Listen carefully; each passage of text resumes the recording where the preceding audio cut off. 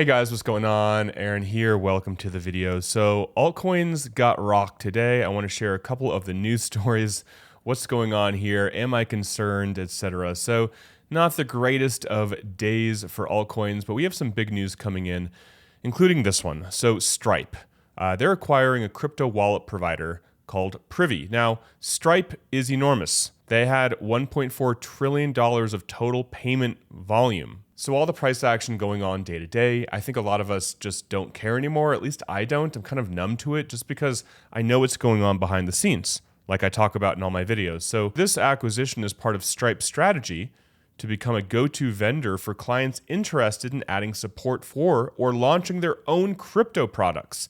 So they also acquired the stablecoin infrastructure firm Bridge. So this is really big, right? Privy helps companies build crypto wallets into their user experiences. So why is this big? Again, Stripe does so much volume when it comes to payments. I just wanted to start with that.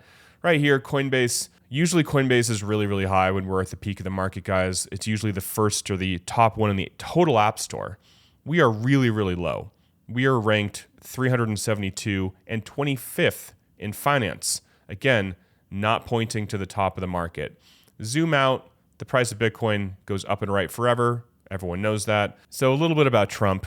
He's pissed because Powell is not cutting rates, right? He's not cutting rates, even though the US PPI, Producer Price Index, rose 0.1% in May, indicating muted inflation. So inflation is not really here across the board and no sign of price shocks from tariffs. And Trump is like, yo, can we please cut rates, please? Trump, again, CPI just went out, great numbers. The Fed should lower 1 full point. That would be huge. And he's saying the China deal is great. Now, what I want to talk about right here really quick, Coinbase just came out with a new credit card, which is interesting, right? So they're saying earn up to 4% Bitcoin back.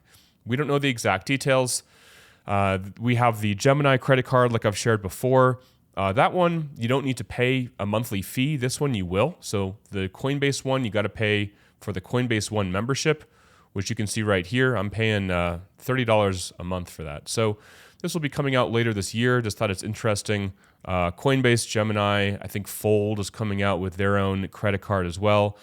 But for this one, for Coinbase, you do have to pay. You have to pay in order to use it because you have to be a Coinbase One member. So taking a look at the charts really quick, we have gold up for the day.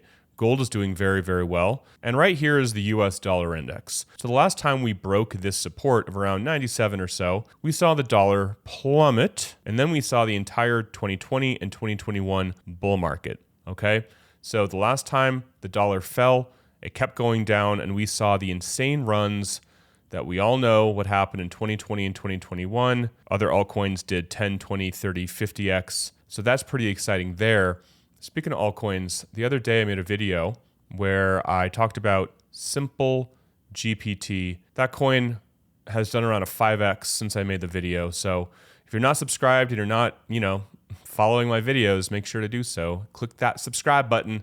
As the young people say, fear and greed index is not that bad. I mean, 61 is not very greedy. When we get into extreme greed for an extended period of time, when we're seeing everybody think that the market is going to go up forever, when there's so much euphoria, that's when I get concerned about a real pullback, right? In the video I put out 2 days ago with Michael Saylor, I think he said like there's $50 million a day of Bitcoin coming onto the market from the miners, and the amount of Bitcoin being purchased every day from the holding companies and also from the ETFs and nation states is already meeting that and will exceedingly surpass the available supply or the new supply on the market. So again, there's just all these things that are pointing to a really, really great continuation of this year. I'm not really concerned. There's a good amount of liquidations specifically on Bitcoin today because Bitcoin did fall. Take a look right here. Let me just go back to Bitcoin. Bitcoin's down 2.6%, probably going to hit $105,000 by the time you watch this would be my guess. So yeah, people are going long when it gets higher and then people get wrecked. Not a good idea to do that. Not a good idea to be an emotional trader. You need to have a plan. You need to know what you're doing. If you are a trader, you can always check out BTCC, 10% bonus on first-time deposits. They're excellent when it comes to trading. I use it myself.